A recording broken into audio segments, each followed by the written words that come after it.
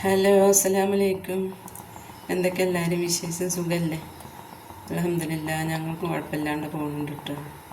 ഇനി നമുക്ക് കുറച്ച് കോവയ്ക്ക ഇട്ടിട്ടുണ്ട്, അതൊന്ന് ഫ്രൈ ചെയ്തെടുത്താലോ. അത് നമുക്ക് നീളത്തിൽ നുറുക്കിയെടുക്കാം. കോവയ്ക്ക ഇതുപോലെ 4 കീറാക്കിയിട്ട് മുറിച്ചിട്ടുണ്ട് കേട്ടോ. നടു പൊളിച്ചിട്ട് പിന്നെ ഒന്നുകൂടിയും പൊളിക്കുക. അപ്പോൾ 4 പീസായി. വലിയൊരു പാത്രത്തിലേക്ക് മാറ്റിയിട്ടുണ്ട്. നമുക്കതിലേക്ക് കുറച്ച് ഉപ്പിട്ട് കൊടുക്കുക.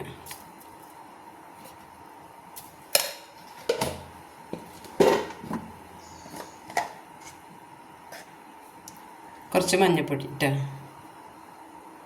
കുറച്ച് മുളകും പൊടി, അതല്ലെങ്കിൽ അരിപ്പൊടിയോ മൈദപ്പൊടിയോ എന്തെങ്കിലും ഒരു പൊടി ഇട്ടോളൂ.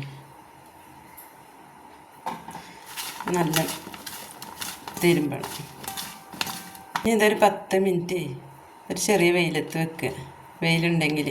അല്ലെങ്കിൽ ഇങ്ങനെ വെച്ചാലും മതി. ഇതൊന്ന് നമ്മൾ പിടിക്കാൻ ഒന്നിങ്ങോട്ട് വാടിക്കിട്ടണം. അപ്പോൾ ഒരു ചെറിയ വെയിൽ കൊണ്ടാൽ ഇതൊന്ന് വാടിക്കിട്ടും. ഇതിൽ വെള്ളത്തിൻ്റെ അംശം ഉണ്ടാവില്ലേ, അതൊന്ന് കുറയാൻ വേണ്ടിയിട്ടാണ്. ഇത് കോവക്ക വെയിലത്ത് വെച്ചിട്ടാണ് കേട്ടോ. ഒന്ന് വെയിലുള്ളട്ടെ. നമ്മൾ നേരത്തെ വെയിലത്ത് വെച്ചതാണ് കേട്ടോ. ഒന്ന് വാടിക്കണം, കുറച്ച് സമയം വെച്ചുള്ളൂ. നമുക്ക് ചട്ടി എടുത്ത് വെച്ചിട്ട് എണ്ണ ഒഴിച്ചെടുക്കാം.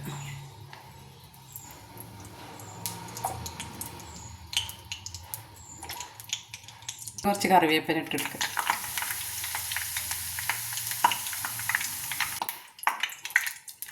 ഇതിലേക്ക് കോവക്ക ഇട്ട് കൊടുക്കുക. ഇത് വലിയ കോവയ്ക്കാണ് കേട്ടോ.